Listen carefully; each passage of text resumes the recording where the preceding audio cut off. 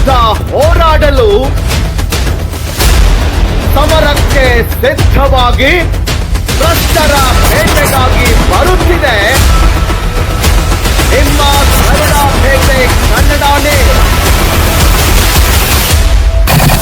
ಕುಶಪ್ಪ ಕದ್ರಿ ಅವರ ಸಾರಥ್ಯದಲ್ಲಿ ವಿಶೇಷ ಹಾಗೂ ಇಂಟ್ರೆಸ್ಟಿಂಗ್ ಸುದ್ದಿಗಳಿಗಾಗಿ ಸಬ್ಸ್ಕ್ರೈಬ್ ಮಾಡಿಕೊಳ್ಳಿ ಗರುಡ ಬೇಟೆ ಕನ್ನಡ ನ್ಯೂಸ್. ಕೇಂದ್ರ ಸರ್ಕಾರದ ವಿರುದ್ಧ ಧಿಕ್ಕಾರ ಕೂಗಿದ ವಿದ್ಯುತ್ ಸರಬರಾಜು ಕಂಪನಿಗಳು.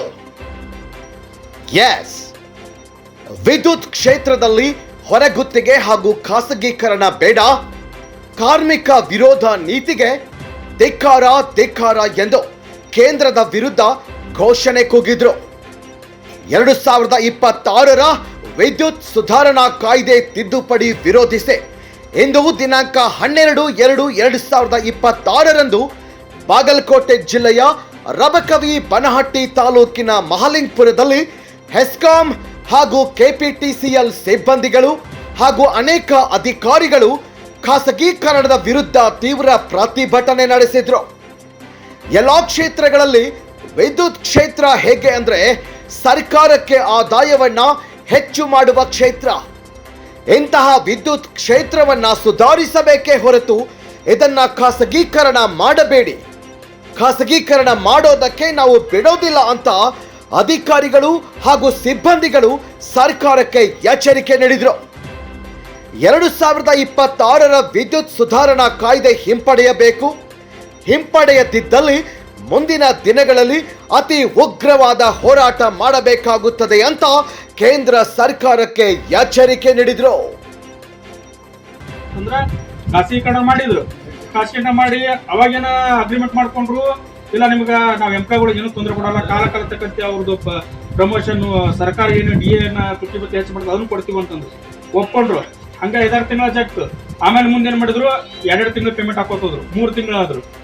ಅದು ಅಳಿವಿನ ಅಂಚಿನಲ್ಲಿ ಇದ್ದಂತ ಒಂದು BSNL ಅನ್ನ ಪೂರ್ತಿಯಾಗಿ ಇದನ್ನ ಮಾಡಿಬಿಟ್ರು. ಅವರು ಎಲ್ಲರೂ VRS ಕೊಟ್ಟು ಹೋಗುವಂತ ಪರಿಸ್ಥಿತಿ ಬಂತು. ಹಾಗಾಗಿ ನಮ್ಮ ಕ್ಷೇತ್ರದ ಕೂಡ ವಿದ್ಯುತ್ ಈ ಮೂಲಭೂತ ಸೌಕರ್ಯಪ್ಪ, ಗಾಳಿ ನೀರು ವಿದ್ಯುತ್, ಇವನ್ನ ವಿದ್ಯುತ್ ಪ್ರಮುಖ. ವಿದ್ಯುತ್ ಇಲ್ಲ ಅಂದ್ರೆ ಏನು ನಡೆಯಲ್ಲ. ಹಾಗಾಗಿ ನಮಗೆ ವಿದ್ಯುತ್ ಕ್ಷೇತ್ರವನ್ನ ನಾವು ಖಾಸಗೀಕರಣ ಮಾಡಬಾರ್ದು, ಅದಕ್ಕೆ ನಾವು ಯಾರೂ ಕೂಡ ನಾವು ಅದಕ್ಕೆ ಅವಕಾಶ ಕೊಡಬಾರ್ದು. ಅದೇ ರೀತಿ ನಮ್ಮ ಸಂಘನೂ ಕೂಡ ವಿದ್ಯುತ್ ಖಾಸಗೀಕರಣಕ್ಕೆ ಮೊದಲಿಂದನೂ ವಿರೋಧ ಮಾಡ್ತಾ ಇದೆ. ಅದೇ ರೀತಿ ಈಗ ಸಾಂಕೇತಿಕವಾಗಿ ವಿರೋಧ ಕೊಟ್ಟಿದ್ದಾರೆ ಅಷ್ಟೇ. ಮುಂದಿನ ದಿನಮಾನಗಳಲ್ಲಿ ಮುಷ್ಕರಣ ಆಗ್ಬೋದು, ಪ್ರತಿಭಟನೆ ಆಗ್ಬೋದು, ಅನಿರ್ದಿಷ್ಟವಾದಿ ಗೈರು ಹಾಜರಾಗಿ ಕೂಡ ನಾವು ಪ್ರತಿಭಟನೆ ಮಾಡೋಕೆ ನಾವೆಲ್ಲರೂ ಸಜ್ಜರಾಗಿರೋಣ. ನಾವು ಸಂಘ ನಮ್ಮ ಎಲ್ಲ ಅಧಿಕಾರಿ ಜೊತೆ ಮತ್ತು ನೌಕರರ ಇರುತ್ತೆ, ನೀವು ಕೂಡ ನಮಗೆಲ್ಲರೂ ಸಹಮತ ತೋರಿಸ್ರಿ ಅಂತ ಹೇಳ್ತಾ ಈ ವಿದ್ಯುತ್ ಕಾಯ್ದೆ ಬಿಲ್ ಅನ್ನು ವಿರೋಧಿಸಿ ಆಗಮಿಸಿದಂತ ಎಲ್ಲ ನೌಕರರಿಗೂ ಬಾಂಧವರಿಗೂ ಕೂಡ ನನ್ನ ಧನ್ಯವಾದಗಳನ್ನು ಅರ್ಪಿಸುತ್ತಾ 2026 ನಮ್ಮ ಫೆಬ್ರವರಿಗೇನೋ ಜಾರಿ ಲೋಕಸಭೆಯಲ್ಲಿ ಇದನ್ನ ಮಂಡನೆ ಮಾಡಿದ್ರು. ಆದ್ರೆ ಇದಕ್ಕಿಂತ ಮೊದಲು ನಾನು ಹೇಳ್ಬೇಕು ಏನಂದ್ರೆ, ನಾನು ರೈಲ್ವೆ ಇದರಲ್ಲಿ ಇದ್ದೆ, ಅಲ್ಲೂ ಸೇಮ್ ಪ್ರಾಬ್ಲಮ್ ಇತ್ತು. ಪ್ರೈವೇಟೈಸೇಷನ್ ಏನ್ ಅಂತಿದ್ರಲ್ಲ, ಅಲ್ಲೂ ಸೇಮ್ ಪ್ರಾಬ್ಲಮ್ ಇತ್ತು. ಅಲ್ಲೂ ಒಂದು ಒಕ್ಕೂಟ ಇತ್ತು.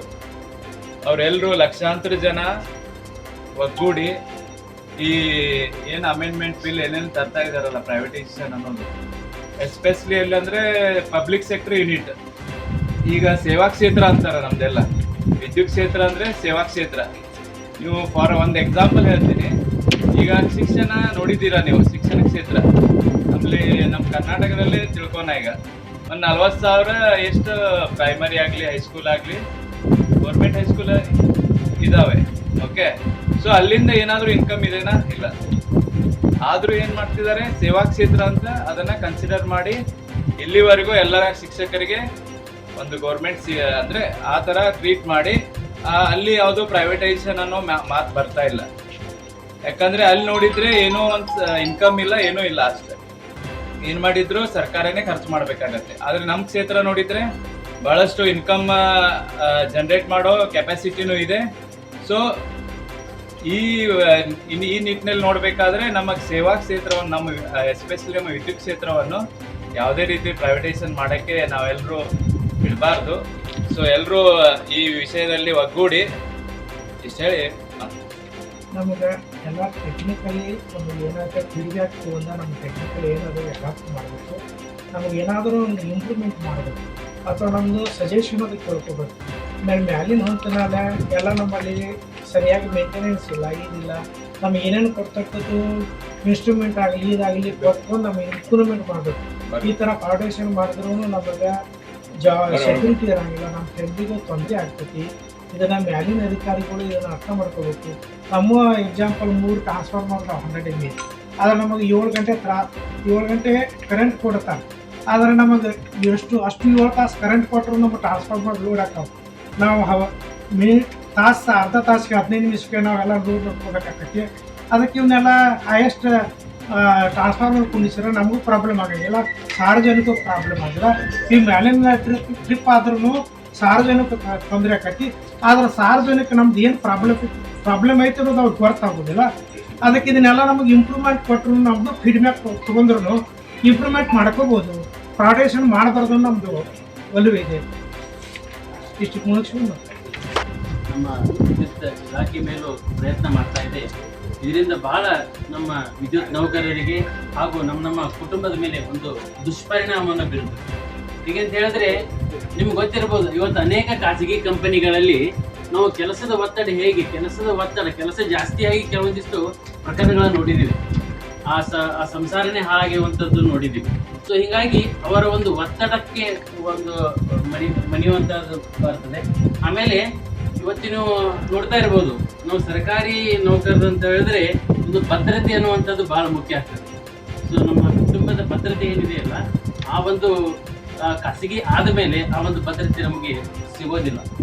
ಹೀಗಾಗಿ ನಮ್ಮ ಎಷ್ಟೋ ಕುಟುಂಬಗಳು ಬೀದಿ ಪಾಲಾಗುವಂಥ ಸಾಧ್ಯತೆಗಳು ಇರ್ತದೆ. ಹೀಗಾಗಿ ನಾವೆಲ್ಲ ಇದನ್ನು ವಿರೋಧಿಸಬೇಕಾಗಿದೆ.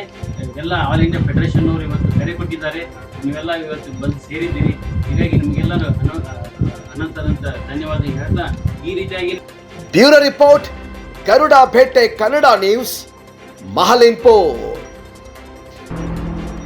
ವಿಶೇಷ ಹಾಗೂ ಇಂಟ್ರೆಸ್ಟಿಂಗ್ ಸುದ್ದಿಗಳಿಗಾಗಿ ಸಬ್ಸ್ಕ್ರೈಬ್ ಮಾಡಿಕೊಳ್ಳಿ ಗರುಡ ಭೇಟೆ ಕನ್ನಡ ನ್ಯೂಸ್.